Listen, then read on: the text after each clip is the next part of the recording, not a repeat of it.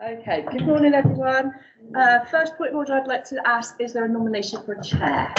I'll nominate Councillor Tucker. Yeah, okay, so are we all agreed on that? So Councillor Tucker is our chair this morning. Good morning, everybody. I'll introduce myself in a minute. But first of all, please, any apologies for absence, please. I've received none, Chair. Items brought forward, which in the opinion of the chairman should be considered by the meeting in a matter of urgency. I have none. Any declarations of interest, please? Not received any unless any are made now. No, Chair. To agree the agenda between part A and part B. Well, at the moment, there's no part B. Yes, there is. Yeah, sorry, part B, yeah. To agree all agreed on that? Move. Move. Seconded. Right. My name is Joe Tucker and I have been elected, as you can see, to be chair of this meeting today. I would like members of North Devon District Council who are with me on this committee to just introduce themselves, please. Sorry. Go ahead, Helen. Sorry, I looked at you. I'm Helen Walker. I'm a member of the licensing committee. I'm Jasmine Chesters, obviously a member of the licensing committee. Good morning to you both. Oh. Good morning. Right, could the officers please introduce themselves? Good morning, I'm Hannah Pettifer, I'm the legal officer today. With Katie Nichols, I'm a public protection manager and working for licensing at North Devon Council. Morning, Paul Butler. I'm the alcohol licensing officer, please. I'm David Morgan. I'm an environmental health consultant and I've provided a representation on behalf of the Council's Environmental Protection Service. Oriana Dunlop on the clock. Thank you all very much. Joe, Right. can we ask who is with Yeah. us here? Or- Yeah, that's on my, Oh, sorry. that's on my sheet. I'm going in the order I've been told. I'm sorry. The name of the applicants are Mr. and Mrs. Hayes. The application premises is the Woodpecker Bar and Kitchen at West Down. And it's the application is a review of the premises license. Right, now I would like to ask the members who are going to speak, would they please introduce themselves, please? Starting from the lady on the right. I'm Deb Hayes and I'm one of the applicants. I'm Keith Hayes, one of the applicants as well.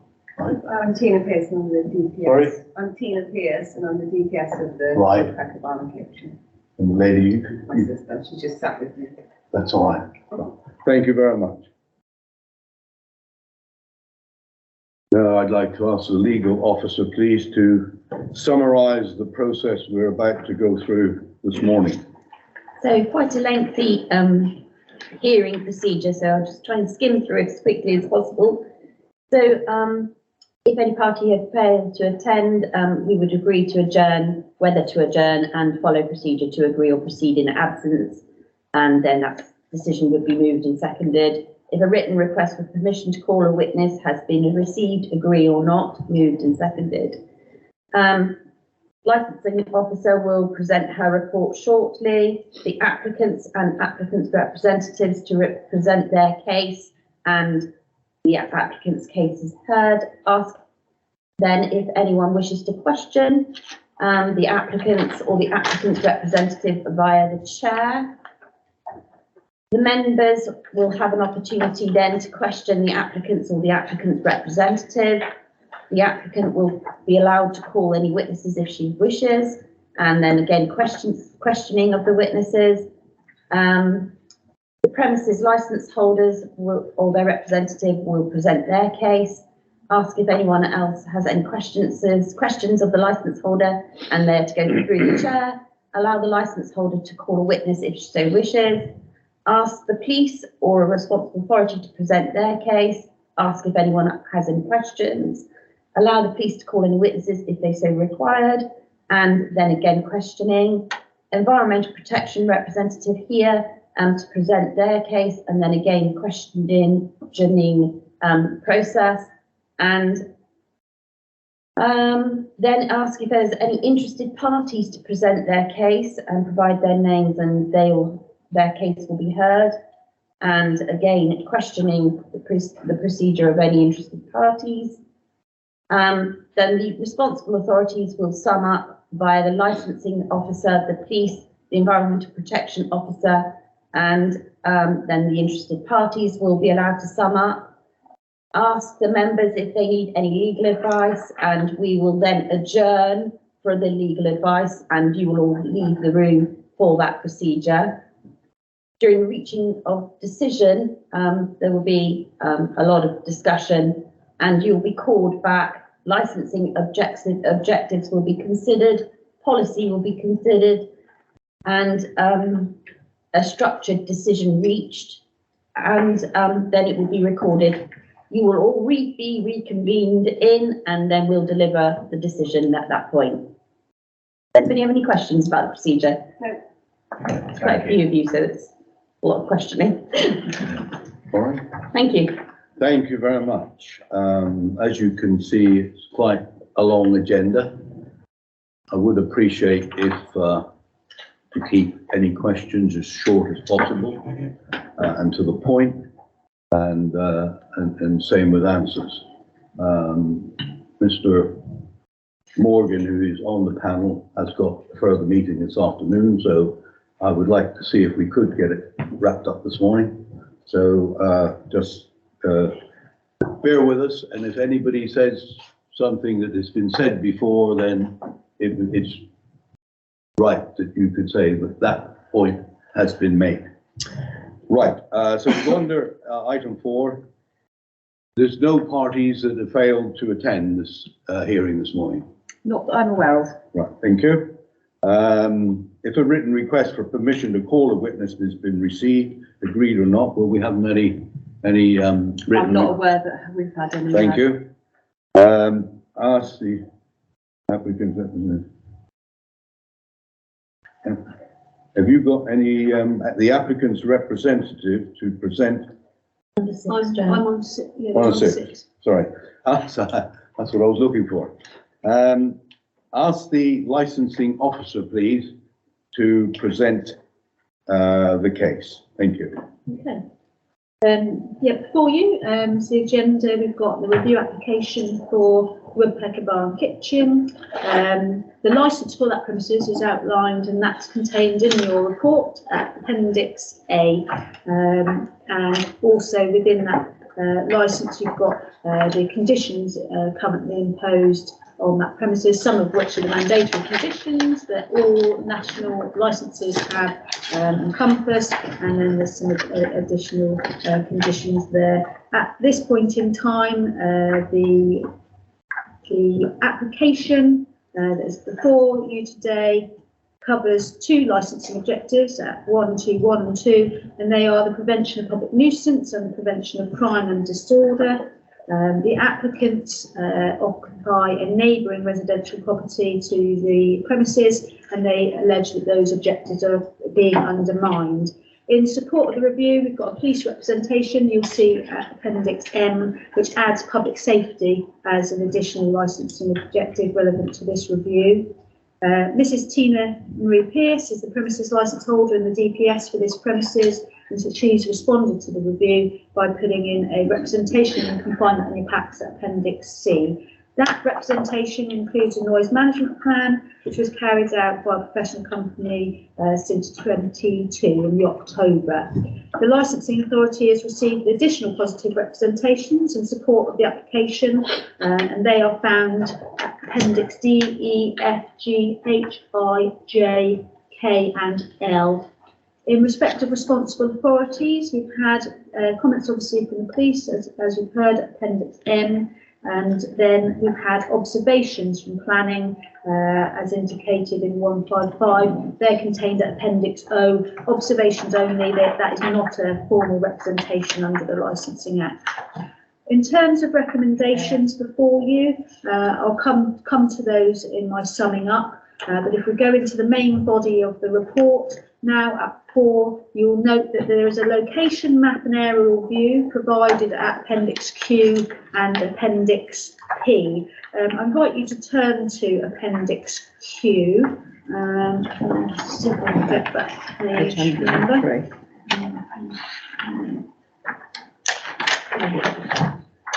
Appendix Q, the last page. Last page, 113.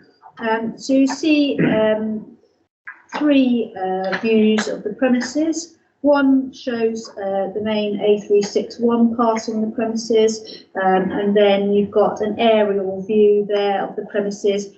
The star in yellow is the applicant's premises, and then you've got the premises of the Woodpecker Bar and Kitchen in front of that, with a large car parking area. And I now invite you to go to the photographs, which are also included at Appendix P, and we'll just run through those in turn. So if you turn to page 101, you will see the first photograph is of the premises as you come through the gateway. That is a picture of our review signage on the post there. So you come into that car park and you're met with the premises and I call it a lean-to arrangement to the right-hand side, and a small area of seating and playhouse for children on the left-hand side. You turn over the page, on page 102, slightly different angle on the front of the premises. You'll see on the right-hand side there's an entrance for campsite and store when campsite was being used. Go into the front doors and then you've got a bar literally right in front of you, probably a couple of steps in front of you, very small sort of bar area.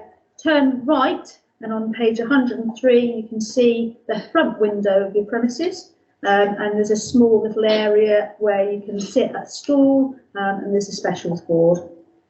Turn left and then you're into the premises, and this is the three tables that I'd seen at the time that I went there. On the right you've got a couple of doors, toilet provision, and then if you turn over the page you can see those two doors, one marked private going into the back of the premises, and toilets on the right hand door. If you're in that seating area where the three tables are and you look to your left, you'll see the bar kind of wraps around and you've got some cakes, and there's a little service area there.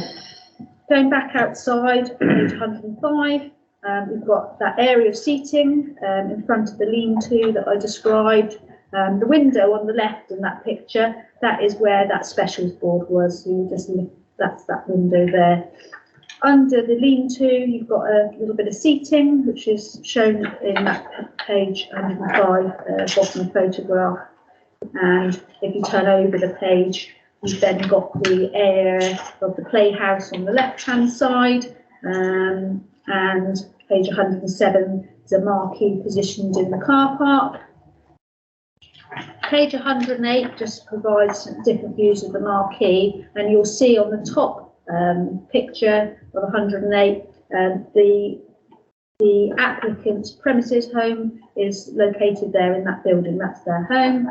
And then if you turn to page 109, that's me walking up, so I've got a bit of an elevated view, so you can see the applicant's premises on the right hand side looking down onto the car park, back towards the A361, and you can see the top of the marquee there. And then the next photograph on page 110, you can then see the pub and the applicant's premises. So you can see the proximity between the two. So you've got applicant's house on the right hand side, and you've got the roof of the Woodpecker on the left hand side, and that marquee, you can see the roof of it in the middle. On page 111, you've got the back end of, or gable end of the Woodpecker, looking to the other side, and that's the other nearby residential property to the Woodpecker. So those are your photographs to assist you getting your bearings. So in terms of the current premises licence, going back to the main report now, at 4.3 you'll see the activities that they've got on the licence. So we've got live recorded music, that was a similar description, performance of dance and supply of alcohol, and then you've got those hours that are on the licence, and they're outlined at 4.4. So you've got live music till 10, recorded music till 10 at night, starting both at 11 AM, similar description, 11 till 10. And then you've got alcohol, which has some varying times, all commencing at 11, Sunday to Thursday till 10:30, Friday 11:30, as is on a Saturday. And then you've got some opening hours which allow for a bit of drinking up time. So on a Sunday to Thursday, you've got 8 till 11, Friday 8 till midnight, and Saturday 8 till midnight. It's really important, members, to note the restrictions, or I say the deregulation imposed by the Live Music Act 2012 and that legislative reform order. That created a situation where the live and recorded music at the premises isn't actually a licensable activity. So there is currently no need for a licence for those activities, and the provisions basically put into effect live music, no permission required for a performance of unamplified music between 8 and 11 on any day on any premises, a performance of amplified music between 8 and 11 on any day on premises that are authorised to sell alcohol, providing that audience doesn't exceed 500. And in terms of recorded music, there is no requirement by law to have a licence for any recorded music between 8 and 11 on any day on premises authorised to sell alcohol for consumption on those premises, provided the audience doesn't exceed 500. So we've got a situation where there isn't a licence pertaining to those two aspects. However, as you'll see within the report, steps can be taken by a licensing authority to receive a review where the premises are alleged to undermine the licensing objectives. And moreover, the licensing authority is able to impose conditions as if those were regulated activity. However, if it does so and imposes any condition, it must provide absolute clarity on the licence that section 177A of the Licensing Act doesn't apply, and therefore they're overridden. And that's outlined at 4.8 of the report. So, in terms of the application for a review, that is shown at Appendix B, and we've also been furnished with a video clip of actions of the husband of the premises licence holder and DPS, which we have the ability to show. The application is based on alleged issues of operation of the woodpecker undermining public nuisance and crime and disorder objectives, and it covers issues such as noise emanating from the premises, doors being kept open, speaker position being problematic. Furthermore, it covers the alleged intimidation and harassment of the applicants, both in and outside of their home, by the husband of the DPS, with reported criminal damage, etc. Some of the issues raised won't be relevant in terms of the licensing objectives, and members, it will be really important for you to be mindful of that we cannot cover things that aren't relevant to the licensing objectives, because there are a number of those within the representation before you. Obviously, they're provided for context, but things like carpet on the bank and sighting the clock doors, placing of the bus may not be relevant to the licensing objectives. So we will have to be careful to tease the things that are of relevance out. In response to that Appendix B application, Mrs Pearce has furnished the council, as I've said, with Appendix C, her representation, including the noise management plan, which has been furnished to us by Mrs Pearce and conducted by Hawley Noise Consultants. Mrs Pearson, her representation basically goes through the points outlined by the Hayes in their application, and as I've outlined in section 1.4, we've had 9 positive representations in terms of the premises supporting Mrs Pearce in terms of her representation, and they cover things largely like the fact that they believe that noise has never been an issue when they've been there, representation citing the fact that it's a family orientated business, community value, excellent food offering, and of those 9, one of the representations is actually from the owners of the woodpecker, Mr and Mrs Milton, who support Mrs Pearce in the review, and they provide further detail pertaining to the car park and the covenant exerted over the deed of the applicant's home pertaining to the access of the property via that car park. Some of those issues obviously will not be relevant to the committee and will be civilly dealt with, but it's really important to be mindful of the situation. It's worthy to note that whilst the applicant suggests that other members of the public would be supportive of the review, none have come forward. So the sole representation pertaining to this from other bodies is that of Paul Butler, as I've outlined in Appendix M, and be mindful that that is a Part B item and confidential nature and not to be disclosed further. The representation covers the police dealings with the woodpecker since the grant of the licence. I won't go into huge detail pertaining to that because obviously before us we've got Paul Butler, police licensing officer, will be able to provide any further detail that you may wish to gain on that. The other representation before us is that of Dave Morgan, who's also here today, and that is contained within Appendix N. The representation details the involvement of the Environmental Protection Team at the premises and provides a recommendation in respect of the removal of that deregulatory nature of the Live Music Act amendments, which you've got the ability to do, and in consideration of the implementation of a condition pertaining to a noise management plan. I've outlined the observation from Jenny Meekins of the Planning Authority, Appendix O. So in terms of the relevant policy considerations, at paragraph 5 of the report, you've got there the paragraphs within the licensing authority's policy document that you would be entitled to draw upon, and I don't propose to run through them in detail in terms of what they are paragraph wise, but they're contained at 5.1. Moreover, at 5.2, you've got the information in the section 182 guidance to licensing authorities issued by the Home Office, and that was the December 22 version, and those paragraphs are contained there in terms of the public nuisance, crime and disorder, public safety and review, and what members need to consider in making any determination. So in terms of the observations, the committee must have regard to all the evidence you hear in reaching your determination. Members must only consider the factors relevant to the objectives as I've outlined, and in determining the application, the committee must take one of the following steps outlined in section 2.2 of the report.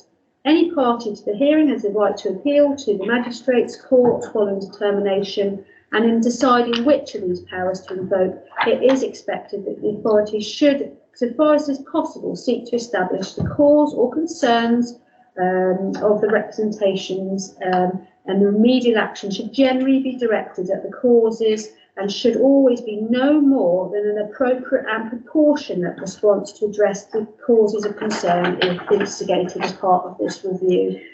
I don't propose to go over 7, 8, 9, 10, 11, which are resource qualities, environmental and corporate priorities, but they are contained in the report. In terms of the recommendations before you, at 3, you're recommended that you fulfil your duty under section 52 of the Licensing Act to determine the application for review. And I'm happy to take any questions as you see fit. Thank you, Chairman. Katie, thank you very much for that excellent report. And to members of the public, you will see that having heard that report, and we have over 100 pages here, which I can assure you all of us have read during the past few days. So we are fully au fait, but with what has or is going on. But naturally, we want to give all parties a fair hearing.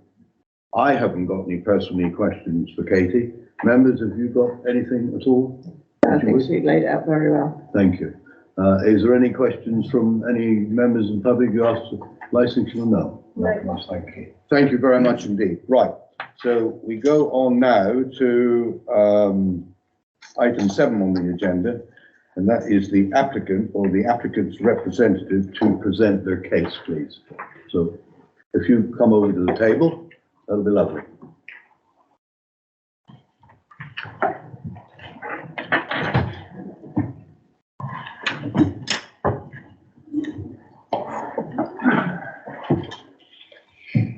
Thank you. Set ourselves and get. I think we were assuming that you've read the input that we've read, I can assure you, Okay. that we have read fully you know, over the 100 pages, and you've heard our licensing officer, and not that we want to cut you short in any way, form or fashion, No. but if you like to pick out the main points, and because they really, the main points have got to relate really to the prevention of public safety, the prevention of crime and disorder, and the public safety which the police has brought in. So if you can restrict your remarks, if you like, to those sections, Yes. then that will help us immensely, because some of the other things, as our licensing officer has pointed out, some of the other things that whatever has gone on is not, No, we understand that. we can't sort out any, if you like, Yes. civil matter, if there is a civil matter. Yeah, I think that was more for context. Right, carry on, take your time. Okay, we've prepared a response, and it outlines what we've been undertaking, but also it addresses some of the responses within the document that we've received.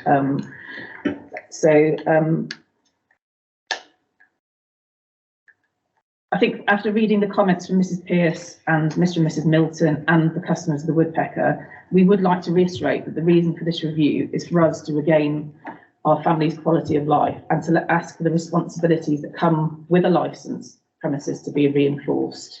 We genuinely see no reason why a business can't run successfully while being courteous and responsible to the impact on others. You've covered the objectives, being public nuisance and crime and disorder. The loud music, which is ongoing, and I know that Mrs. Pearce states and Mr. Milton that no action has been taken, but there has been a warning letter and CPN notice, and ongoing verbal advice on environmental protection. The CPN notice is still in force and will be for 2 years from August of 2022. And the ongoing nuisance and intimidating behaviour and aggression towards us, although it's led primarily by Mr. Pearce, it is allowed and is not addressed by Mrs. Pearce as the licensee in DPS. Mr. Pearce is the business owner, and he does carry these impacted activities from the Woodpecker land and in conjunction with the Woodpecker business. It is not our intention to stop the business from operating. We merely wish the tenants to act with respect towards the neighbours, and that we're hopeful that some decisions from this review can have lasting and clearly defined actionable consequences, because to date, police involvement, council involvement, notices and letters have not had a lasting impact. Mrs. Pearce does make reference to us contacting many local councillors. And can we just confirm that we've not been in contact with any of you? No. We have in fact been in contact with one councillor, Malcolm Wilkinson, early on in the issues. And although he did give us some advice, he did say that he had a conflict because he knew both Mr. and Mrs. Pearce. We did not request any further involvement from him. And we did not ask him to speak with Mr. and Mrs. Pearce on our behalf. We'd also like to clarify that the licence in the larger document we've all just shared last week, that was when we learned that the licence, the environmental protection, were drawing a line under the noise investigation that saw the warning letter and the CPN notice served last year, after 2 of their key staff left and Mrs. Pearce stated that she needed more clarity on best practice. The line was drawn despite both of those staff members stating that they felt that the nuisance order was appropriate at that time. We understand that Mrs. Pearce was fully informed during a meeting in December how to best manage noise impact, and was made aware that future breaches would result in an abatement notice. Noise issues have continued after this time, with music being played outside or inside with the doors open, and it is our concern that with previous years, this will worsen as the weather improves. From the review responses, it's clear that again, Mrs. Pearce, Mr. and Mrs. Milton and the Woodpecker customers responding seem overly concerned that we've bought the wrong house in the wrong location. And we'd like to take this opportunity to assure everybody that we have absolutely no issues with the location of our home. We live in a beautiful part of North Devon, next to a welcoming village, which we are very much involved in. With bus links, and we're equidistant to some beautiful beaches. The A361 causes us no concern whatsoever. We are amused that it went mentioned widely through all of the Woodpecker responses, and we feel that this has no bearing on our complaints. Regarding being next to a business, again, being next to an eatery or a pub should be a positive thing, and we did frequent the premises while operating under previous tenants. As we've stated before, We believe a successful business is possible whilst being courteous and considerate. And we are a little bit bemused as to why it's so questionable by Mrs. Pearce and Mr. and Mrs. Milton. Other than they have made it clear to us that they feel that they can run their business without measure or consequence, which is obviously not the case. The Noise Act recordings will show that one of the main noises that can be heard alongside the loud music will be bird song. Obviously, we're in a rural location. The recordings will show that, as has been noted by the Environmental Protection Officer, that loud music can be heard over both the bird song and any traffic passing on the 0361. Bearing in mind that our home is over 50 metres away from the woodpecker premises.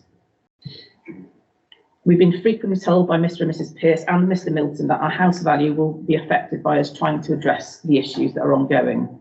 And we have been offered to swap our home for one of Mr. Milton's new homes on the Fox Hunters pub site, at which he has just recently had planning permission for, or for him to buy our home at a reduced price. This reduced price obviously taking into consideration the ongoing issues with Mr. and Mrs. Pearce.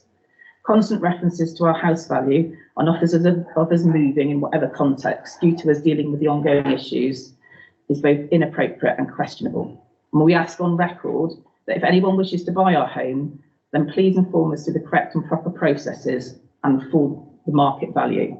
Otherwise, we ask please that we are left alone and that any business running next door to us is done so with reasonableness, courtesy and consideration, and not to intimidate and overwhelm. So, that's your, Well, we're Yes. you're, right, Mr. Hayes, carry on. Double act, yes. Right, thank you. So with reference to Mrs. Pearce's responses, we'd like to take this opportunity to say that we feel a number of the points in the reply are somewhat disingenuous. And although many of the points we have addressed and evidenced in our submission, I think there are a few that we'd like to show that false narrative. They seem to be generalised sweeping statements and not backed up by any evidence. We can happily address those points and evidence them, and we appreciate, whilst we could do that with all of them, that would take a long time, and obviously we just want to highlight the salient items in our opinion. The first one being we're accused of standing on the car park in the rain wearing raincoats and umbrellas while recording the Bodstone Boys playing at the Woodpecker in the summer of 2022. The band were at the premises on the 4th, 11th, 18th, 25th of August in 2022. In a Bodstone Boys Facebook post, they refer to playing through the rain on August the 18th. And contrary to Mrs. Pearce stating they played until 8:30, their posts clearly show them playing late into the night on all of the evenings mentioned, way past 10 p.m. Firstly, we have checked the Noise app and can confirm that we did not submit any recordings on the rainy night of the 18th of August or any of the other dates listed. And secondly, if we were stood as described by Mrs. Pearce, surely the only sound recording that would be the sound of rain hitting on umbrellas. We're also accused of harassing both Mr. and Mrs. Pearce and also the authorities with whom we've been involved. We ask for evidence on how we have harassed Mr. and Mrs. Pearce, as we feel that reporting them to third parties due to their own actions and inactions does not constitute harassment. Also, with regard to third party involvements, only last week we insisted with that third party that we didn't require weekly and fortnightly contact and that actually contact when necessary would suffice. We would also like to note that we stated in our submitted many organisations and departments have been unable to deal with matters in a timely manner, and we understand and appreciate this is for a myriad of reasons, including COVID, staffing issues and workload. We have in fact shown understanding for this and received apologies and been given complaint notice, complaint processes recognising those failures if we wish to follow them. We have not had any feedback from any of the third parties relating to us harassing anyone. Mrs. Pearce twice states that she recently invited me for one-to-one mediation. Mrs. Pearce did suggest this in the original police referred remediation process that took place between November 21 and March 22, but not recently. Firstly, the mediation was resulting from involvement due to Mr. Pearce's behaviour and not as stated due to the boundary issue. Secondly, the offer of one-to-one mediation between herself and myself was politely declined. We felt that the cause of the issues were led by Mr. Pearce, and that if he were not present and part of the solution process, then things would not improve. Mrs. Pearce states that the Gabion baskets were placed for our benefit and not in reaction to Mr. Pearce losing his temper with Deb a number of days beforehand. We were not contacted regarding the placement of the first basket and were actually threatened with the placement of the second basket. To say this was for our benefit is disingenuous, as the initial Gabion basket impacted us. The second basket, tractor blocking us in and attempts to dictate how we entered our driveway, only really proved from my point of view the need for control and to impact and not be provided for our benefit. Despite numerous requests to the Pearces and Mr. Milton to remove the basket, which were causing a significant obstruction of our legal right of way, they refused to do so for a whole year, and to state the baskets were removed to move matters forward positively, but then to not communicate this fact and immediately build a hail bale wall and restrict our access in other ways reduces the benefit assertion, especially after we had also engaged with the solicitor, as you're aware. Mrs. Pearce also states that the Gabion baskets resulted in... Can I just stop you there, Mr. Yes. Sorry. I don't want to... The Gabion baskets Yes. are a little bit outside our remit. That, you know, is something that doesn't come into the license in effect. I know it can affect you, but, and I don't want to cut you short, but I'll Yeah. just see if you can points Yeah. like that. Okay. We've got it all in the Yeah. file here about the Gabion baskets. We've Yeah. got pictures, etc. But it's just that we'd like to keep it to the issues Okay. of the Licensing Act. Totally, really. Understood. Yeah, I suppose from our point of view. I know you've done your preparation. I don't want to cut you Yeah. short, but Lose my I track. think it was its impact from the premises. yes, I see your okay. point there. But Yeah. we carry on. Sorry. No, understood. With regard to the sound recordings, and this is very important to us, they were always taken where they were stated and documented within the Noise app, and we know that they are geolocated via satellite. So, and we don't see any evidence from Mrs. Pearce to the contrary. We were obviously accused of removing signs and cones. We didn't do that even whilst they were being placed. I do actually have one of the signs here, which is a postcard size sign, which was See them on replaced. there. Yeah, this is actually a smaller sign that was put in place after the original sign was reduced, but you've seen the scale of We the have. car park and property. I feel that, you know, was not appropriate or fit for purpose. I think, you know, there are statements regarding Deb being unreasonable, but again, and that our recordings are severely over exaggerated, but again, see no evidence to back those claims.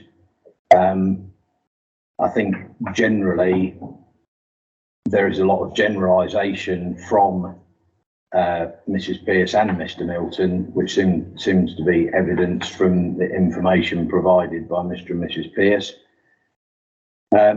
In terms of the noise assessment that was completed in 2022 by Hora Lee, but obviously it seems to have been forgotten about in January, February and March of 2023 when loud music was played in the daytime when the weather was nice, and in the evening at DJ events and parties. We have submitted further noise submissions on the Noise app for that. Obviously, since the licence review was requested, Hora Lee have returned to the premises to give further advice. Since March, there has been music audible in the daytime and another live event where the noise was unreasonably loud, both outside and inside our home. We do welcome the report from Horley, and whilst we do recommend the improvements and the discussion points raised by Horley in the assessment report, I would like to note the following points. The report focuses purely on the DEFRA noise from pubs and clubs report phase 2, and not the broader artefacts referenced in section 4.1.3 of the Licensing Act. One of the artefacts that I would like to reference is the Good Practice Guide on Audio Control and Noise from the pubs and for pubs and clubs by the Institute of Acoustics. On the basis that we do live in a rural location, we have a variety of wildlife in the surrounding vicinity, such as deer, stoats, and indeed otters, which transit the back of our house and the back of the pub because of the culvert that goes underneath it. The guide covers broader consideration for the operation of a licensed premises and resultant acoustic considerations for car parks, pub gardens, play areas, not just the music. Given the distance from our property, we believe inaudibility should be achievable and is appropriate given the location. The guidance highlights are audible, that sound can be heard or is perceivable. Given the distance to the closest point from the pub to our fence is over 30 metres and is then over 50 metres to our house, we don't believe that we should be able to perceive music emanating from the establishment over such a distance, and would say that it is currently present and very disruptive. And to reiterate what my wife said, you know, we would like some substantive measures with regular control points and recourse instantiated as a minimum. Please, if there's anything here, we have kept our response with regards to activities in the woodpecker, but if you feel that anything isn't relevant, then please let us know. Just to address the replies, we personally felt that we could evidence what's happened to us perfectly well ourselves, and we have actually asked friends and peers in the community not to comment on our behalf.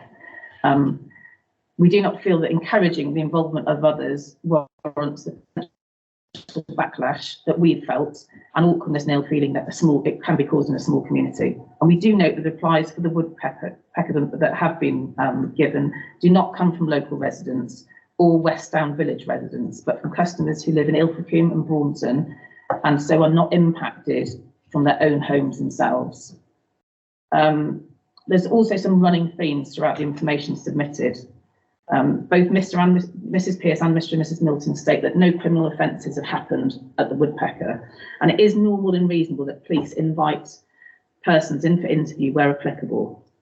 They don't always arrest people.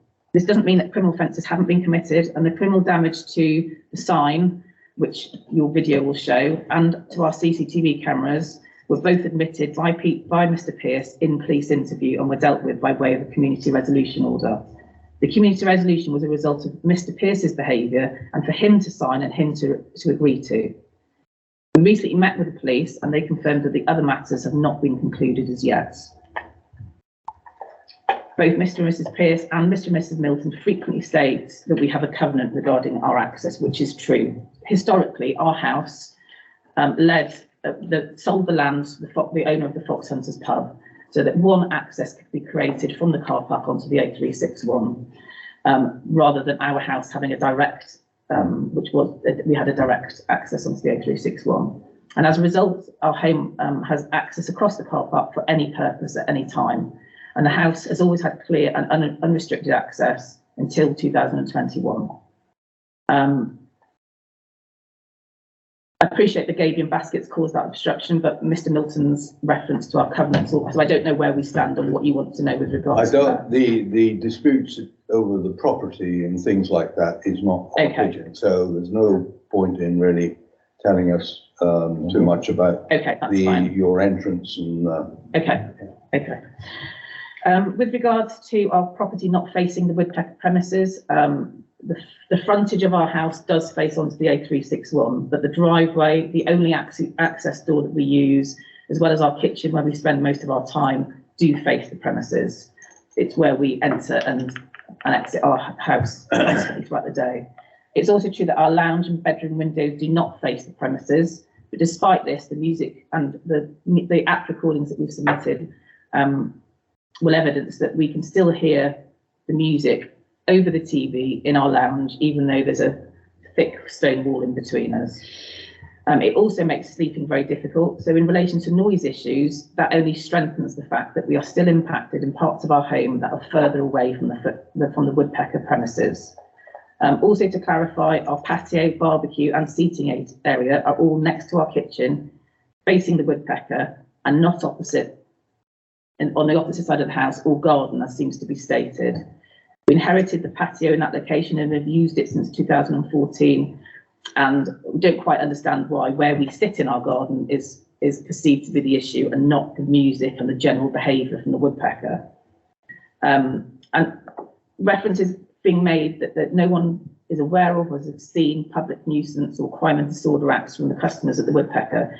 At no point in our submission have we mentioned the customer's behaviour or anything to do with the customers at the woodpecker. The behaviours are by Mr. and Mrs. Pearce due to their own actions or their inactions and have nothing to do with the customers. I personally have a strong sense of right and wrong. I treat people how they wish to be treated, help them where I can, and I stay on the right side of the law. This is the person that I am and reflects my moral compass and my personal ethics. They have nothing to do with the fact that I was once a serving police officer, which seems to be constantly referred to in both writing and in verbal communications, and is used to imply negative intention in all that I do. We are both happy that we have enough videos, pictures, reams of email and WhatsApp communications with both Mr. and Mrs. Pearce and Mr. Milton to back up everything that we've said in the review process and more. And I find that the generalised and unevidenced personal attacks on me to be quite offensive and desperate. We note that in Appendix M, it does list crime numbers and logs for incidents and offences relating to Mr. Pearce. This appears to only be a list of some incidents reported to the police and doesn't include the ones that have been recently dealt with as far as we're concerned or are still being dealt with in relation to criminal damage, harassment and intimidation. Yeah, okay, I think that's probably okay. I'll just do a quick conclusion. I will be quick. Thank you for your presentations, and you kept them basically to the points that we want to hear about. We should naturally hear from our noise consultant and police officer later on, so that'll clear up any matters. So we'd like Mr. Hayes now just to wind up. Yes. Yeah. I'd like to show that video. Oh, you have a video? Yes. Yes. How long is that? 15 seconds. Oh, that's all right. Right. I think. Do you want, Mr. Hayes, do you want to speak first? Before fine. the video? And then, is that okay? And yeah, you speak first and then we'll have the video. Yeah, thank you. I think obviously you can see in the communications that Deb seems to be blamed by Mr. and Mrs. Pearce and Mr. Milton and the recent inclusion of Mrs. Milton for the ongoing issues that they refer to as small matters are made into big issues as an obsession. We've both been threatened and intimidated. We've both been affected and we have both been impacted. It's fair to say my wife is a reasonable and balanced person, and it's true to say that she is the calming force when incidents occur and impact our home and family life. Since being unwell, she has not returned to work, and therefore that does allow her the ability to respond more speedily to communications than I do. However, we always make decisions jointly, and I just want to make that point. You know, it's jointly felt by both of us. I would also question the fact that if the ongoing issues are so small and meaningless, why does Mr. Pearce continue to carry them out, to park outside our gates, to communicate with us offensively in person and in writing, to be threatening and intimidating, affixing signs around our property, mowing the council verge that we were already looking after. We're aware that other neighbours have previously complained about motorbikes on Mr. and Mrs. Pearce's land behind us at Buttercombe Meadow between 2016 and 2017, almost every weekend. We neither complained to the Pearces or any third parties And we acquiesced and on a number of occasions had to go indoors from our garden when the noise was overwhelming. And we avoided the risk of confrontation and reaction as we're now seeing. Our family have been through serious illness in recent years, and the inference that we have nothing better to do, we find somewhat offending, because we just do want to live our lives and make memories. We genuinely do not want to be spending our time addressing what we're incurring. To be listening to loud music, or to be constantly in fear of what's happening next, driving home and worrying about whether we can get into our home or have to go to the pub or be confronted by Mr. Pearce, has been overwhelming, debilitating, and I feel somewhat unacceptable. For me to be away from home and receiving calls whilst I'm in a meeting updating me on threatening activities from Mr. Pearce's undertaking from the woodpecker is extremely upsetting. I do not want my wife or my child or my home to be at risk. We're very happy where we live. We've spent a long time making it our home. We don't have any interest in Mr. and Mrs. Pearce and their business endeavours beyond when we are being impacted, and we are quite happy for them to have a successful business. We just ask that their impacted actions and behaviours are addressed and common sense prevails. Lastly, for us, thank you very much for your time. And we do hope that a solution to enable the business to operate can be found with courtesy and respect. Thank you very much indeed. And we shall certainly endeavour at the end of this meeting to try and come up with a solution that hopefully will, and it's very sad for us three members here today to, well, that's part of being a councillor, but it's very sad to see things going on that maybe, but we'll hear Mrs. Pearce's side of the story in a minute. But thank you for your presentation. And now we'll just watch this 15-second video. It's just on the screen behind you.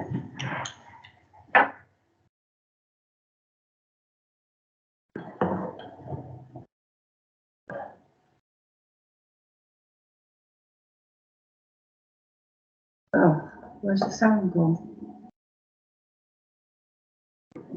Apologies, I had to clip it to fit it on the bit from the email. I presume that was you. We didn't say who that gentleman was. Sorry? No, sorry, that was outside. No, I don't know who that was. Who was the gentleman? That's Mr. Pearce. That's Mr. Pearce, right, thank you. Was this a sound of this chair? I heard the video and he says cameras next. Yeah, I don't know. There was sound earlier. I don't know what's happened. Sorry, bear with me. If you click on Orion, that bottom where the speaker button is, click on that. Yeah. Does it give you? Click on the little arrow on the right, the little chevron on the top right. Click on that. Katie, go over and then put speakers. No, try it.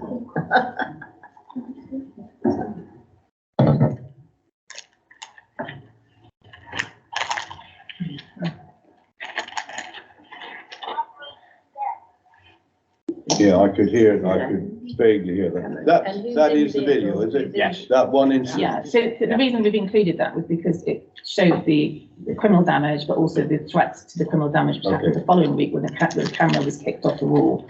But also, all I was doing was going out to take the dog to the groomers, and this is what we're in fear of when exiting our property. Okay. Yeah, I think the video was certainly a little short, and that is of some use, don't get me wrong. So we shall take that into consideration when we come to it. I haven't personally got any questions to ask you. Any of our members? It was a very comprehensive report on your side, but just Councillor Chesters has one, please. Yeah, I've got one. From what you're saying, the majority of complaints that you have assessed over a long time is more dealing with Mr. Pierce's actions and not Mrs. Pierce? Yes, yes. Mrs. Pierce has been quite reasonable with you? I think of late, Or have when we go there to, been instances? when we go to the proper premises, then the last time that I went to the premises, she followed me across the car park shouting and screaming. So no, I think generally much better, but there is we do avoid the premises as a result of the Okay. Oh, is there any of the sound tapes that are coming? Have we got any of those? No, we haven't. Recorded? No, we It don't. is primarily, but even since the review document last week, in the 7 days preceding that, we've had either Mr. Pierce's vehicle or Mrs. Pierce's vehicle parked outside our gates with the rest of the car park quiet. Again, it does affect our access, but it's whilst in their business at the It's an Woodpecker. ongoing thing. Yeah. Thank you very much. Thank you. I'd just like to say, as regards, you made a reference to officers, Mr. Flynn and Mr. Cole, and that, you know, this council did go through a very difficult time with COVID. There were people doing other people's jobs and jobs they didn't really have to do, but they did. And then of course, unfortunately, both officers left, and we've had illness since that. So yeah, I appreciate that. Possibly we could have been a little bit firmer in one or two areas, but we should try and put it to bed today, one way or another. So, has anybody else got any questions at all that they would like to ask? One. Councillor Walker. Yeah, what type of access has actually been granted over the land for you to be able to access your property? So the covenant states any purpose, any time, and it's not a direct access. We have it's almost 2/3 of the car park. So we can meander around it if we so wish. We don't, we obviously just, but there's no restrictions. It's So any you purpose, any have time. full access? Full access. Not a common tenancy? No. No. Okay. Right, thank you very much, Mr. and Mrs. Hayes. I'll, Thank you. Thank you. you can retire to your. Thanks very much. Would you mind if I get it up? No, you know where you Well, I thought you were saying no. Sorry? Yes, no, no. That's no, yes. Yes, yes, you can. We all know who that is. He's died, unfortunately. Yeah, that's it. There's one mention of it. It's all that, isn't it? Oh. No.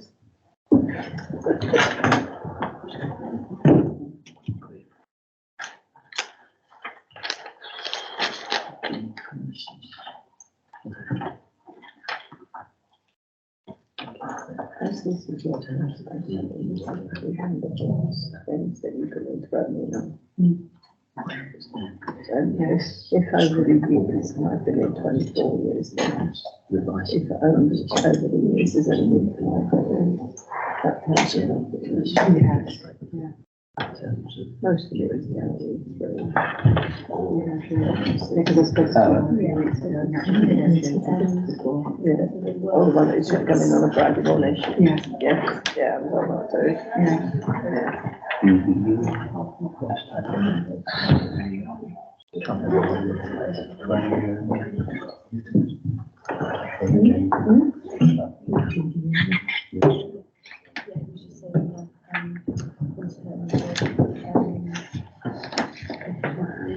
Looks at all the paperwork, as I always do.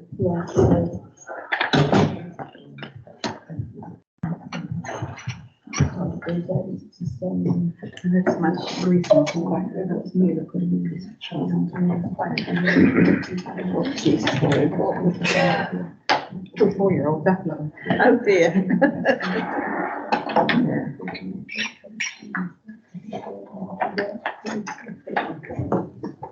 Because it's so pulled by the part, Yeah. we do with it in pieces. Photographs were good that Katie took. them. Yes, very useful. Yeah.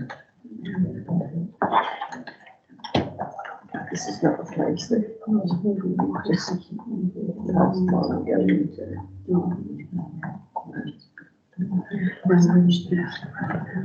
Going back years.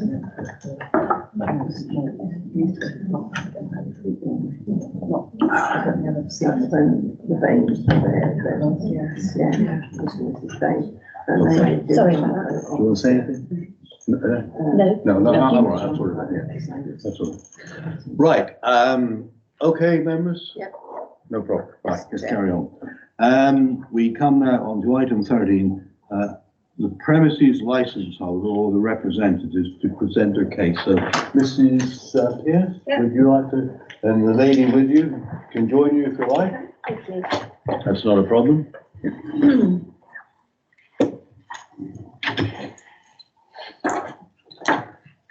Can you just make a record of your sister's name? Yeah, please? it's say your own name. I can say Lynn Constantine. That's Lyn. Thank you. Right, everybody happy? Right, Mrs. Pierce, fire away. I haven't really got an awful lot to say apart from what I've written in my, what I've already written. I will say that most of the stuff with Jamie, like you can see, all of this, as you're probably aware, the police have had access to all this. They've interviewed Jamie, my husband, Right. Jamie Pierce. Right. So a lot of this Yes, is about Jamie. I thought So you were The referring. police have interviewed Jamie, they have spoke to him, and they decided on a community protection notice, which Jamie signed. There are no further charges being met. We've met with them, there's nothing else going on. They asked Jamie Perhaps you to, could just, I would sorry, just say that, I just think- explain to the members what the community protection notice says. Yeah, so it's asked Jamie to be reasonable. It asked him to remove some signs that the Hayes weren't happy with. It asked them to maybe move our bins, it would be recommended or that the hay bales were taken down, which we put there in the first place as a sound absorbent measure. So Jamie went a lot and he's done everything that they've asked him to do. And as far as I'm aware, there's been no negative contact with Mr. and Mrs. Hayes since the community protection notice was signed by Jamie. When the police officer gives his report in a minute, I would just like him to touch on these points, so we'll have it But from the police police. licensing, it wasn't police licensing that spoken to Jamie, it's a local police officer called Roger Copeland. But I'm sure our officer is aware Yeah. All of that, yeah. of all these issues. Yeah, Right. so what my point is that all of this, that all the photos, everything that with Jamie, the police have had access to, they've decided not to charge Jamie. They've done a community protection notice. There's nothing further going on, as the Hayes suggested that they're going to talk to Jamie about harassment. I think it's all done with now. And unfortunately, every change that we do make, every time when we took the hay bales down, when we moved the bins, it's all very negatively accepted. And I find it very, it's quite disheartening when I make changes and when I do these things to make things better. Nothing's ever accepted in the way that it's meant. It's always twisted to be another negative thing. And I find that really difficult because I'm trying really, really hard That to is something keep that that going. we're unlikely to cure because it is Absolutely. not a There's a lot that's licensing. not going to be cured today. I can also confirm that when I met with Roger Copeland recently, just before he came to see me and Jamie about everything, Who's Roger Copeland? it's a PC Roger Copeland Right. that was dealing with. I remember his Mr. name, and but Mrs. yeah. Hayes, yeah. He asked me if I would enter into some mediation with Keith. And I said, I'd very much like to. And he told me, this is recently as well, this is like February, that Mr. Hayes had declined it. But Mr. Hayes says that we weren't offered police mediation since 2021. So I don't know if there was a miscommunication or not. And I'd be more than happy to. I might be being a little bit made out to be like Jamie's the boss of everything, but it's certainly not that way. I'm well in charge down the Woodpecker. I work very, very hard to keep it going. I'm there nearly all the time. Jamie's relationship with Mr. and Mrs. Hayes and all of this has been dealt with and there's no further action. I think if the police thought they were going to charge criminal damage, harassment, it would have been done by now and it hasn't. I wanted to point one thing out about in the police licensing, there's a letter and there's only one thing about, there's a crime and disorder where I had a drink driver turn up at the property. There's a letter in there and I spoke to Paul about it at the time. I will just say, this drink driver turned up at my property he drink drove to my property, he didn't leave my property like that. The police came in, asked to speak to him. I didn't know who he was. They showed my husband a photo. Jamie says he didn't know who he was. Then they found him. They took him to the van. They spoke to him for 10 minutes. Then the police let him come back in my pub with his keys, and they left him there. So I don't think that's any reflection on my business. He arrived as a drink driver and he was left at my property. I then took it upon myself, next time he came up to the bar, then knowing who it was, to remove his keys, bar him, and made sure he safely got on a bus away from the Woodpecker with my phone number, so safely collect his keys in the future. My point to all of this was it was kind of a pointless exercise that the police even came to see him when they left him at my pub drunk with his keys. So it's only because it's noted in there. I wouldn't have brought it up. I'll ask the police officer to comment on that. It wasn't Paul. Paul wouldn't have let him go, I don't think. Anyway, so noise. I am aware there's been problems with noise. That's why I have dealt with Hawley, Jeremy Butt. He did his first recording in October, but he's been there frequently. He did another one in March, I think. I've been trying to work with him. He's been doing he did the sound when we go up to the stereo and we put it on a certain level, and then he'll go and he'll record it, and then he'll make recommendations to me. I do believe I've made changes. The system is now, which Mr. and Miss Hayes gets frequently moved by the door, is now secured inside against a wall. Nobody can move it. That was his recommendation. And if we play it at less than 12, you can't hear it outside. Secondly, another point. That's all right. Take your time. We'll ask Mr. Morgan to comment on that. No. Oh, live music. So when the environmental health came to sit with me, Andy Cole, we sat and we discussed everything. And he said, so I said, right, so from now on, I'm not allowed any live music. We said, we're not saying that. We're saying you need to be reasonable. Now, I think my place is like a real community hub. We let local bands come and play. We have Christmas. We did have the marquee. By the way, the marquee's gone now. I know it's in your pictures, but that was removed recently. We'd have Christmas fair, we do pumpkin carving. So there's a lot that goes on. But I think it's reasonable for me to be able to have a live band, a local live band, up and coming band, once a month or once every 6 weeks, which is all I ever do. And I stop it at 10 p.m. I think that's reasonable.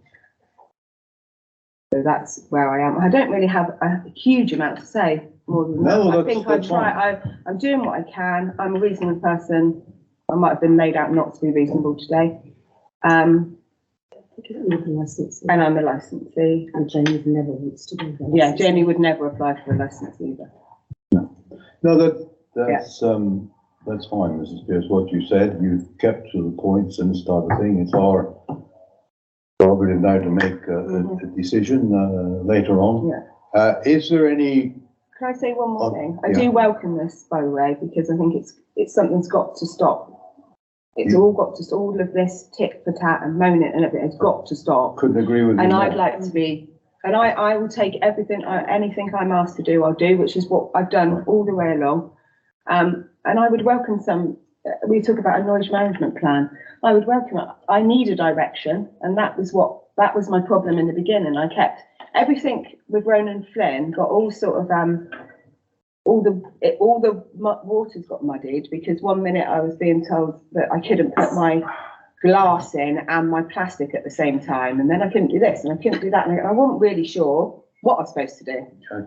So now I know I have a clear way forward, but I would welcome, because I'll work towards whatever. We shall certainly listen to Mr. Morgan and take some advice probably from him. Yeah. I haven't got any questions myself. Thank you. I don't know whether the two members have, Councillor Chesters, Councillor Walker, but it was well presented and that helps a great deal. Anyone? No, I've read this. Councillor Walker? No, all I would say is thank you very much. Is there anyone else who would like to ask Mrs. Pierce a question? Well, you must have done a good job. And he has got no witnesses. No.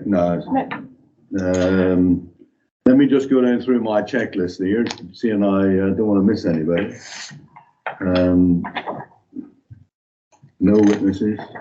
Right, thank you very much. I'll let you take a seat. And now it's our police officer, please.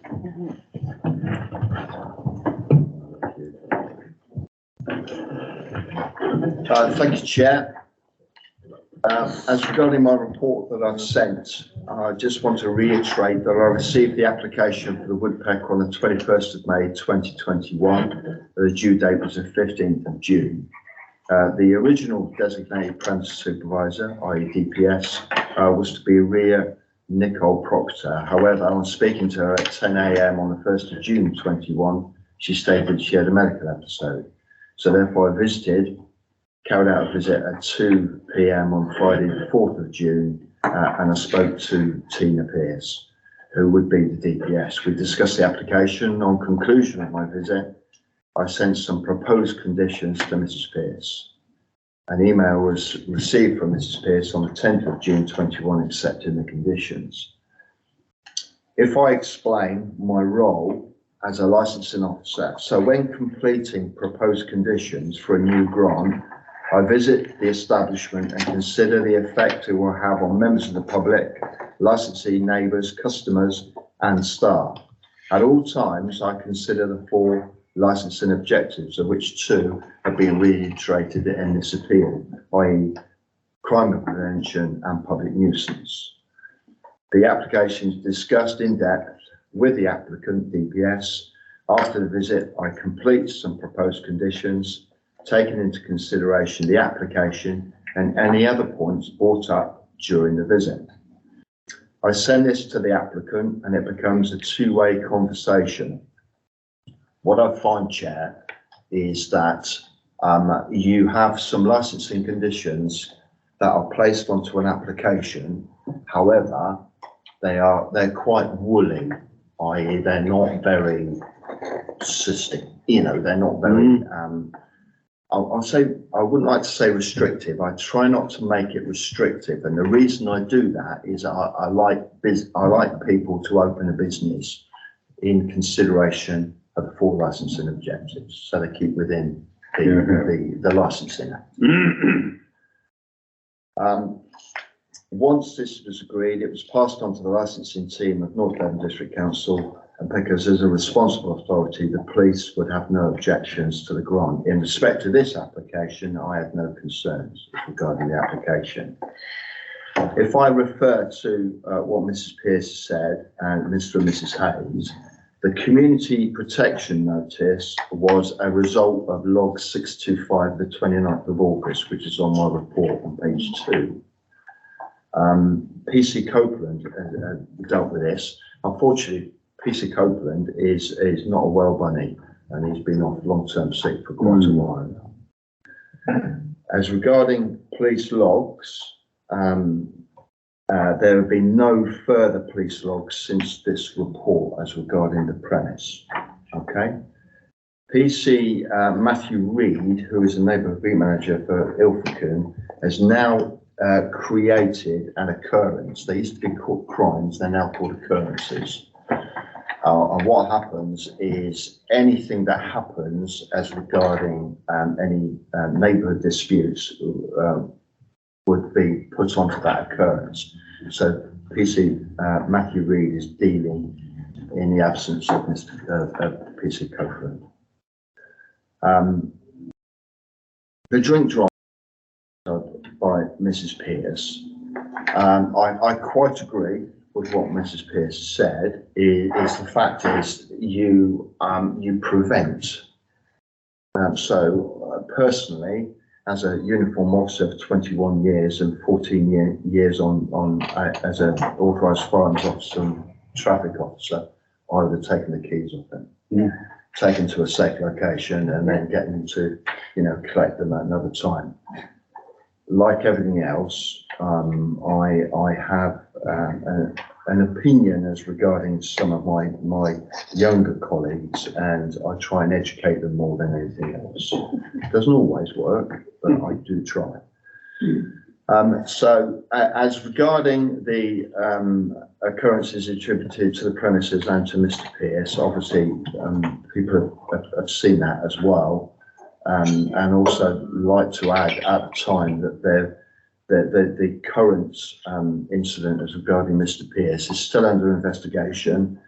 However, the two incidents with the two officers has been dealt with and referred to the restorative justice coordinator, which means restorative justice, i.e. it's an apology, so to speak, from it. That is the process that they're going through at this present time. But that's all I have to say. I'm quite happy for any questions. And can I just add that this is not for public consumption, it's a partly restricted document. Can I ask a question about that? If this is, so these guys have obviously got Jamie's criminal record printed and given to them. Is that not a publication? Is that that's a publication of Jamie's? Because there's actually even something in there that I didn't know about. But that's public. That's surely you're by printing it out and giving it to me and giving it to Mr. and Mrs. Hayes. That's a publication of it, is it not? But it's part for as regarding the committee. it's a Part B item. Part B. Yeah. And we have to treat you all the same. So you have to have the same Would information. he have not given out, had to give his permission? Because there was actually, when I got this, there is actually something there in his comment that I didn't even know about. And so he was quite like, how, I didn't give my permission. So is printing it out not a publication? Do you think that's relevant, what he did with, I argued with his dad over his mum's grave? Well, that is something separate to these proceedings, so maybe. Yeah, I just wondered if it was, because I didn't know about that, so it's quite a shock to me. And I think he was just a bit like, well, why is my criminal record been pointed out? Right, I'm not a legal bod or legal. So. The report has been provided for the purpose of this hearing, this review hearing. It's regarded by the police as a Part B item, and that's how you must treat it, both of you. It's just confidential, isn't it? Can I just say, and it's nothing to do with me. When we finish this, all this paperwork will be given over to that young lady, and it will be shredded. It doesn't go anywhere else. Right. It's only us three on the licensing committee that will see it. Thank you. Thank you, Paul, for that. Is there any, I haven't got any further questions for you, but is there any further questions for the police officer members? No, I don't think so. Thank you very much. Thank you, Paul. Are we allowed to comment at this point? Hannah? Do you have a question for? Well, it's just because Mrs. Pearce has obviously been given, and you said earlier about the council and issues of staffing, and it's been in same with police, you know, with sickness and staffing and workload. But there's clearly a disparity here between what we've been told by Sergeant Kirk and PC Reid and what Mrs. Pearce has been told. And we've had that all the way along. So I don't know if we're going outside the remit of this hearing. Okay. And if we start challenging each other on what is said or what might have been said, so I want to try and clear up this hearing today rather than bring in parties that aren't here probably to defend themselves. And if you are both agreeable to mediation, then there's lots of availability of that via the police or via. We have been through mediation already. No, but if that's one of the elements that you're saying, one of you thought it wasn't, you weren't. And I think it's just a general theme. I think it's just that there's a disparity between what Mrs. Pearce has been told and what. But 100%, I agree with you. Right, now we'll move on. The Environmental Protection Officer, please, David. Thank you. Well, I don't know whether that's what I've got put in front of me, but is that your? That's good enough. Is that your official title? I'm an environmental health consultant. Oh, well, officer, consultant. Thank you. Carry on. Thank you. Perhaps it would be helpful if I just first gave a quick summary of the report that I've submitted to this licensing hearing. I was asked to review the case in the absence of the two prime officers that have been dealing with it, the investigating officer, Mr. Flynn, and his line manager, Mr. Cole. And I went through the records and looked at the evidence that Mr. Flynn had assessed and also that Mr. Cole reviewed, and came to the conclusion that that the premises, that not music noise in particular from the premises, has caused and was always likely to cause disturbance at the neighbouring property, based on the circumstances described in the complaint notes, which was of music being played essentially outside the premises. Mr. Flynn received numerous recordings of noise made by the complainants, reviewed those and was satisfied that they did demonstrate a significant disturbance problem. He also visited the property, perhaps not as often as he would have liked, to witness the music, but he did on one occasion witness it. That's noted in the file records, and made the observation that that I concluded that there and then that these were representative of unreasonable noise intrusion on the home, and presumably representative of the noise app recordings that he had reviewed previously. So Mr. Flynn was clearly satisfied that there was a significant noise problem that needed to be dealt with. And as we've heard before, he served a community protection warning letter and subsequently a community protection notice that required the premises to bring the noise under suitable control. Subsequent to that, changes were made at the premises, which Mrs. Pearce has told you about, with moving the speaker and engaging a noise consultant to look at the issues and to give her advice on what she could do to improve the situation. And having read that noise report and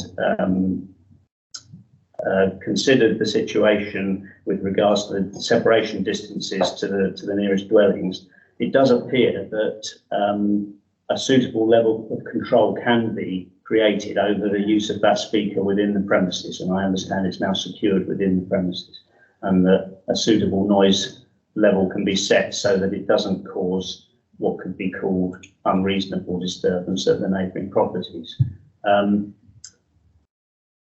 Now, that change is relevant to the nuisance investigation. Comments have been made about a line being drawn under the case, and whether that is appropriate, whether the community protection notices still stand, and those sorts of issues. And they're good questions, but from my experience, I can say that when a significant change happens in terms of the source of the noise, so moving the speaker inside, securing control over its volume, that does generally tend to lead to a line being drawn in investigations, so that you then start the process again. If complaints continue, you need to look at a new body of evidence to see if the new circumstances amount to a significant problem still. So that can be very frustrating for complainants, because they've got huge history of as they see it, disturbance, and they don't see this cut-off point. But it is a very common factor of nuisance investigations, that when there's a significant change, you do need to draw an evidential line in the sand and then almost start again. So that hopefully that gives some explanation as to why that wording of drawing a line in the sand may have arisen. I noticed from the file notes that Mr. Cole, when he reviewed the case and all the case notes after Mr. Flynn left the council, he was satisfied that there were circumstances that were likely to cause a nuisance unless the music noise was properly managed and controlled. And I would agree with that, based on the circumstances, that it certainly is it's a location and a set of circumstances which, in my view, do need to be controlled, because it's a rural environment. You've got relatively low background noise levels at certain times, and although road traffic might be noisy when it's going past, traffic noise does tend to lull at times when it's quieter, and so the residual background noise levels will be quite low in that area, which means that any significant loud music noise that's created outside is likely to be disturbing to neighbours. I would just like to say a word in defence of the Environmental Protection Service, although I'm not going to try and provide an excuse for their staffing issues and the gaps that have occurred because of that sort of issue. But they definitely do have a difficult job in these types of cases, because you've got residents who, as we've heard, feel that it's reasonable, believe it's reasonable, that they shouldn't have to listen to any music, that it should be inaudible at their property. And you have a business operator who, understandably, wants to be able to provide some music activities in association with the business that they're running. And in circumstances where it's very difficult to make that music inaudible at a neighbouring property, for whatever reason, because background levels are low, it's not a busy, noisy town centre where the noise will be masked by a whole load of other activities. You've got an obvious conflict of sort of understandings and interests going on, and environmental protection have got to try to navigate that space in a way that either satisfies both sides or sometimes dissatisfies both sides, but that's their job, and it is a difficult job. So in terms of the inaudibility expectation or preference, so those are totally understandable. It's recognised that wouldn't be an acceptable limit to impose on licensed premises. That is basically established. That doesn't mean to say that you have to put up with being able to hear music even at a low level all the time, because that could easily be unreasonable. It is a case of judging each set of circumstances individually, unfortunately, which makes it very difficult. But at the end of the day, a reasonable person probably thinks, well, I live next to a commercial premises, whether that's a fish and chip shop or a pub or a number of other, a gym or whatever it is. And because I live next to a commercial premises, I am from time to time going to hear some effects because of that. And that is generally where we're at. And part of that is the premises putting in place a reasonable set of good practice controls to minimise that impact. That's part of it. So in this case, I've come to the conclusion, which I've made clear in my representation, that I feel that improved control is required at the premises, and that in some areas that level of control, bringing about an acceptable level of control, is going to be quite challenging because of the circumstances that you've got. And that is why I've recommended that a noise management plan approach may be appropriate to consider in order to balance between those two competing expectations of one of inaudibility and one of, well, I've done what I can on the internal speaker, but I think it's reasonable to have once a month a live band stroke DJ. There's a big gap there, unfortunately, and somehow that's what the licensing committee is going to have to work out what preventing nuisance looks like between those two. I'm more than happy to give some further advice on what I think that would look like in due course, but that's essentially where we're at, I think, and I've made my recommendation in terms of what I think an appropriate approach is to hopefully close that gap in a way that suits both parties. David, that is excellent advice, and having read your report, I know it's very similar to what you said, but I think with the applicants and the all parties here, they've heard what you've got to say, and I'm hoping that at the end of this meeting we can come to a sensible conclusion. Now, members, is there any questions? I haven't got any, but is there any questions you'd like to ask Mr. Morgan? Yeah, I've got one, Chair. Yeah, Yeah, carry on. page 93 of your report, Dave, you say that, no, it probably wasn't you, it was probably Mr. Flynn, that the floor standing speaker device was on the right-hand side of the left-hand door. Mrs. Pierce has said that that has been moved and put in a position, it's been put into a controlled area, but it cannot be moved out. So can you tell me where it is? Have you got any idea? I don't know. I've we ask read the Mrs. Hawley Pierce? report. I think it's in one of the photographs at the end. Just one sec. Oh, sorry. Just one sec. I can tell you that. We'll ask Mrs. Pierce where it is, although, So it's in the photograph at the end. So what page is that, please? Page 103. 103, yeah. 106. 103. Right. So it's away from any doors. Whereabouts is it then?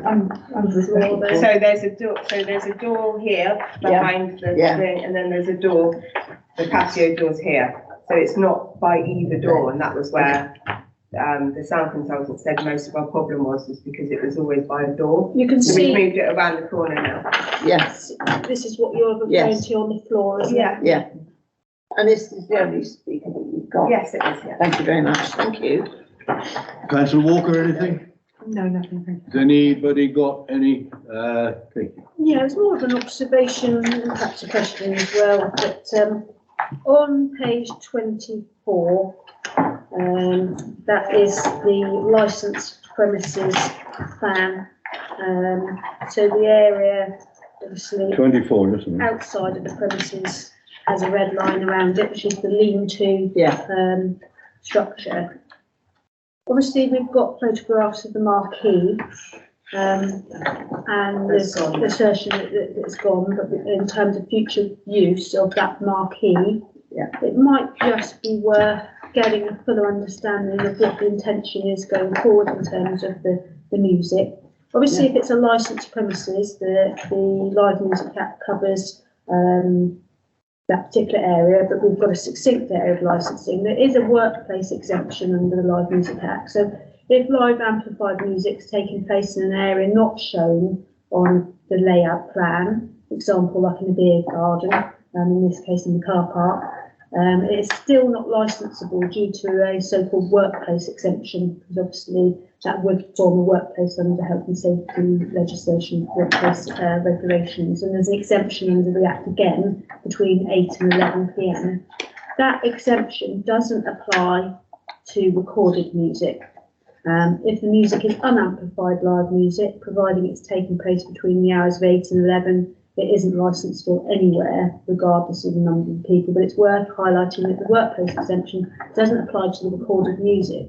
So in respect of the condition proposed by Mr. Morgan on page 98, where it talks about music played at the licensed premises. Now the licensed premises, if you talk about the licensed premises, you are talking about that area in the curtilage of the inside of that red line in essence. So in going forward, if members were minded to look at that condition, it might be worth clarifying the position with the marquee, and also whether that needs to be broader in terms of its music, not only at the licensed premises, but in association with the licensed premises if it's outside that red line. So if it's provided in the car park at a later date, to future-proof this condition to ensure that we're not back here again. Whoever makes these laws, it's clear as mud. But I get the point that you're making.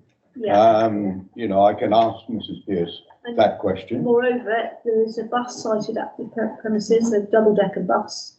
Is there any intention to have music from that bus would be a pertinent question that members been able Because to what you're consider. saying is that if we did decide to put some conditions on this licence, that the bus and the marquee, it would fall outside of those conditions. We'd have to be careful to ensure that it was It would have suitably inclusive. flexible and encompassed within any Right. condition imposed, and therefore the Right. questions pertaining to utilisation of the marquee in the bus would be prudent ones for the committee to. Mrs. Pearce, could I just have your feeling on what our licensing officer has said as regards live music in the marquee, in the car park, or on Marquee down.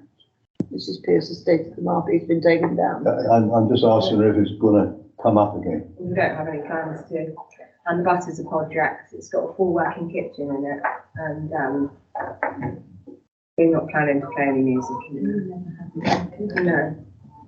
So it's not, that marquee was used for Christmas fair and for pumpkin carving, and it was gonna just be used for an Easter fair as well, but, after talking to planning, they started saying about it being up there longer than 28 days, and so we just. So the bus at the moment is being used as a what? Nothing, we're just tidying it up and clearing it out. It was a project my husband bought, to like an old derelict bus. So the bus will be going? Yeah, eventually, yeah, we don't know where else to park it at the moment. Okay. I think that, Helen, do you wish It's to? not being used as a bus.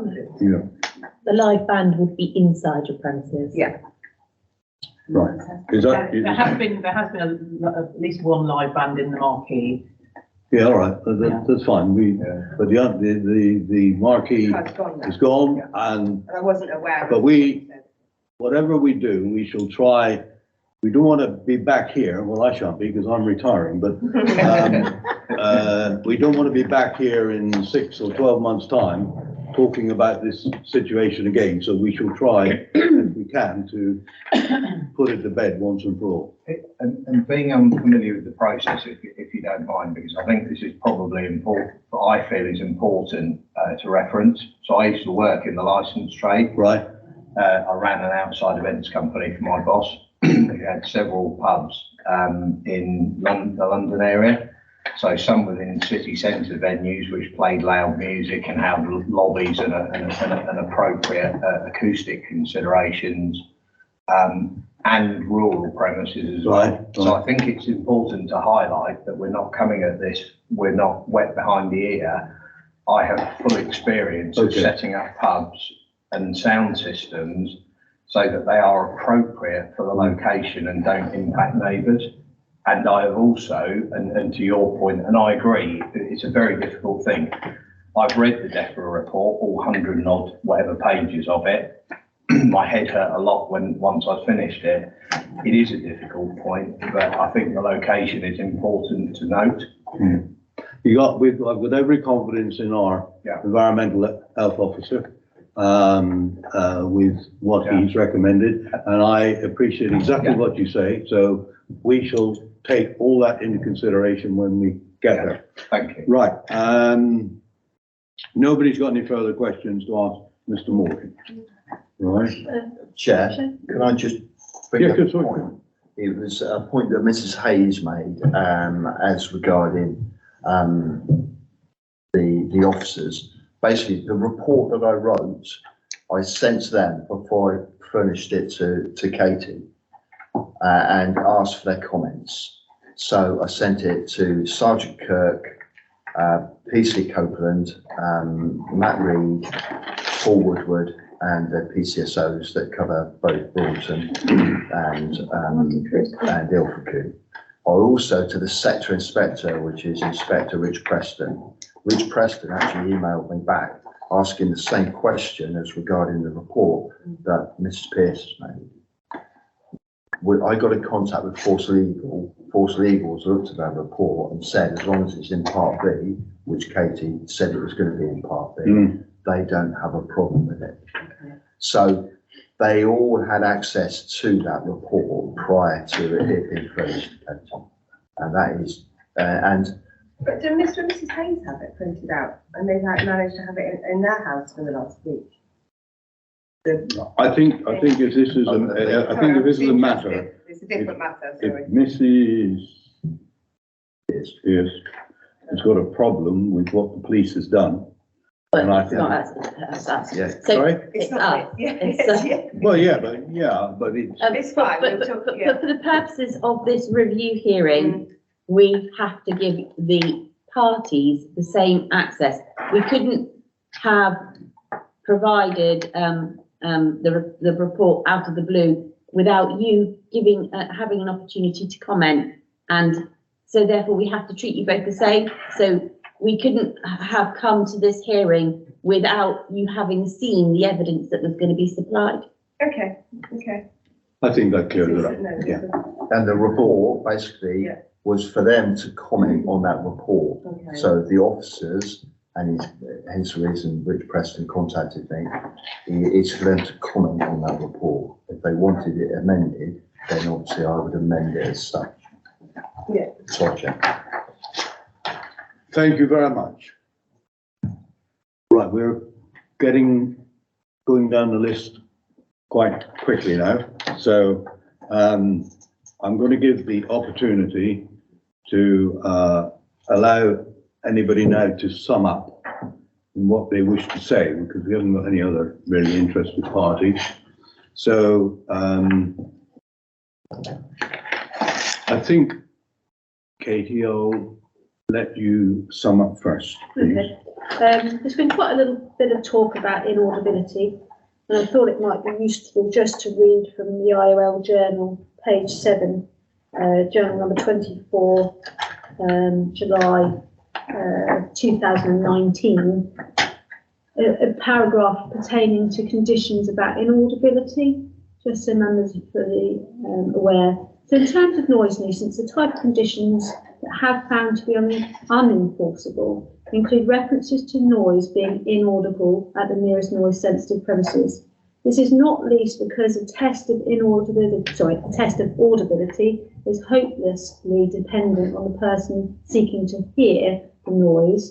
Humans range in their ability to hear noises, and so audible is usually considered to be an unacceptably subjective standard, and because merely being able to hear a noise does not make it a nuisance. Indeed, in RV Developing Retail Limited versus East Hampshire Magistrates Court 2011, BWHC 618, the court held such a condition to be so vague as to be unenforceable, both as to the phrase nearest noise sensitive premises, which was not defined, and as to the requirement that the noise be inaudible there. So it's just worth being mindful of inaudibility conditions. And members, you do have in front of you the pool of conditions that North Devon Council issued to all applicants for licensed premises, and those are dated the 1st of August 2018. I've got copies, additional copies here for those that would like to have a look at that pool. I'm conscious that I handed out these this morning. Can we pass those around? Yeah, thank you. They are typically the conditions that we would provide applicants in terms of their applications. And I've provided those because there may be conditions in there other than the ones that Mr. Morgan has made mention of in his representation. I know there was some talk about the provision of recycling receptacles by way of example in the representation. I know Mr. and Mrs. Hayes haven't expanded on that during their brief, but it was encompassed within there. And so things like the citing of those can be something that is included within the licence conditions if that is necessary, if that's necessary to secure those licensing objectives. In terms of my summing up, I've got nothing further to add other than to reiterate the recommendations at paragraph 2 within the report, and they're really to provide the options available to you today. So that's the licensing subcommittee consider the request for the application for review of the premises licence, together with those additional representations and observations in appendices C to O of the report, together with the submissions at the hearing today, And in determining the review, the subcommittee may take all or any of the following actions. So you can take no action, modify the conditions attached to the premises licence, being mindful obviously of that section 178A and making an appropriate statement in terms of the live and recorded music. You'll see that outlined fully at 2.2.2. You can exclude a licensable activity, remove the DPS, suspend the licence for a period not exceeding 3 months, or revoke the licence. The conditions of the licence, with the exception of the mandatory conditions in Annex 1, may be modified to alter or omit any of them, or to add any new condition, including restricting the times at which licensable activities authorised by the licence can take place. The licensing authority may decide that no action is appropriate if it finds that the review does not require it to take any of the steps that are appropriate to promote the licensing objectives. It will be best practice, as well as a matter of elementary fairness, that at a hearing the licensing authority ensures that parties are aware of any condition the licensing authority is proposing to add of its own volition to a premises licence in advance of a decision being made. So in essence, after you've retired, to come back and then seek any opinion pertaining to the conditions would be prudent, and that can be undertaken in line with section or paragraph 2.6 of my report. If the proposed condition proves controversial, the parties should be offered the opportunity of addressing the members further on both the principle of the condition or its specific wording. This is likely to serve the interest of all parties here today, and a failure to follow that approach may attract criticism. Whilst applicants for this review have provided extensive evidence pertaining to issues surrounding the premises and car parking access arrangements, some of these don't relate to licensable activity, and obviously we pick them up as we've gone through today. Evidence of fitness propriety of the husband of the DPS is relevant. It does provide an overview of historic matters. However, it must be treated with caution. That individual is not the current DPS or a premises licence holder.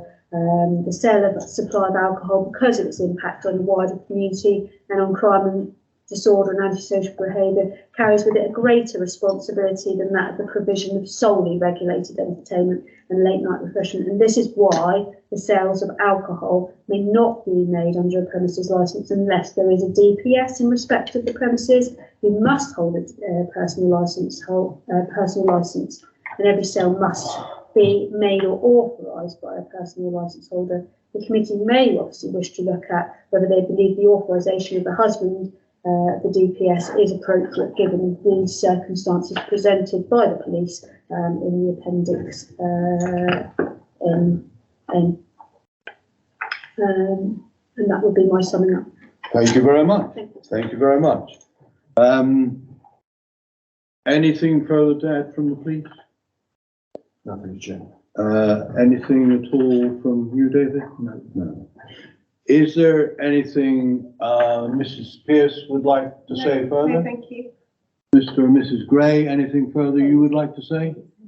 No, I think just to reiterate that it's not about. Sorry. That we would, it's about some sort of measure and control and reasonableness. Okay. I think we have covered every aspect we can, and we have experienced councillors here and lawyers, so we shall certainly hopefully come to the right decision. Can I ask one quick question? You can ask one quick question. Thank you. It's Mrs. Pearce.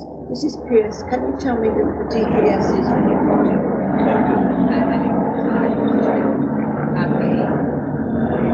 I'm there most of the time, but James, and I would have another. I don't have another DPS time. Okay. I didn't. And I am there. I'm sorry, I didn't hear that. She asked me who else was there when I'm not there. I've always got a member of staff, so when it says that Jamie's working there, he doesn't work there. There'll always be a member of staff. He might go and for himself. Right, thank you.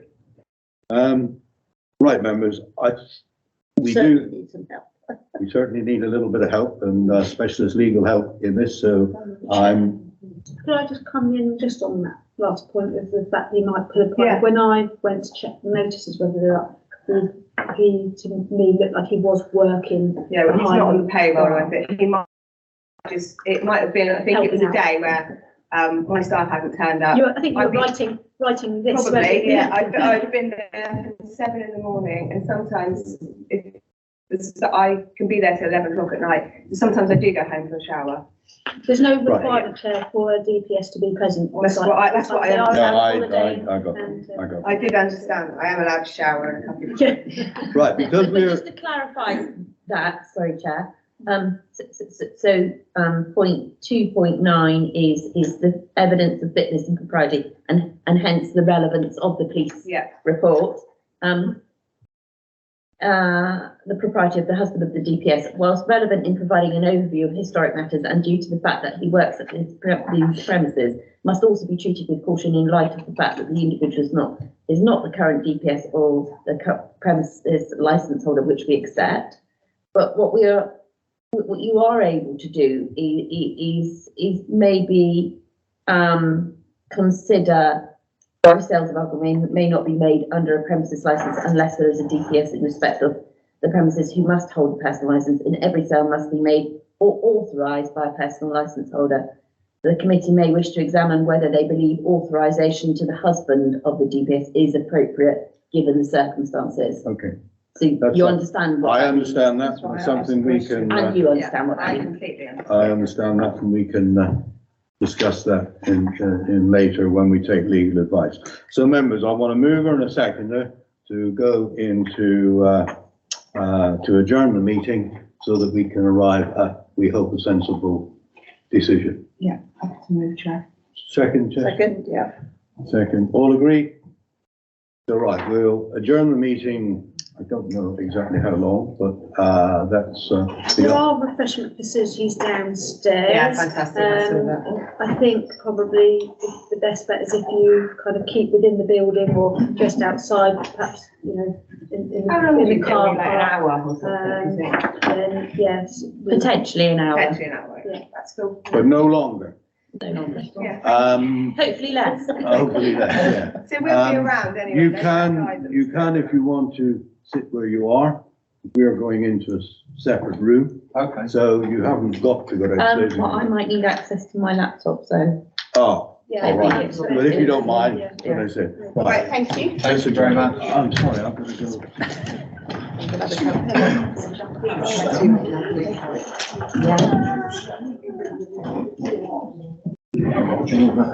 No, you Oh, You are a star, yes. Thank people. you. Thank you very much. Thank you, appreciate that.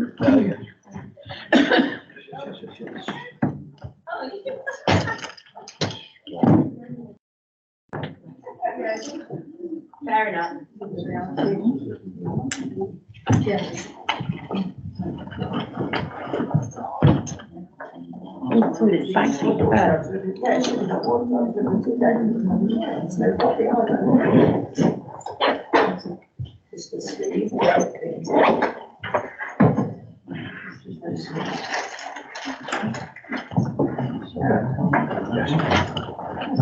Thank you.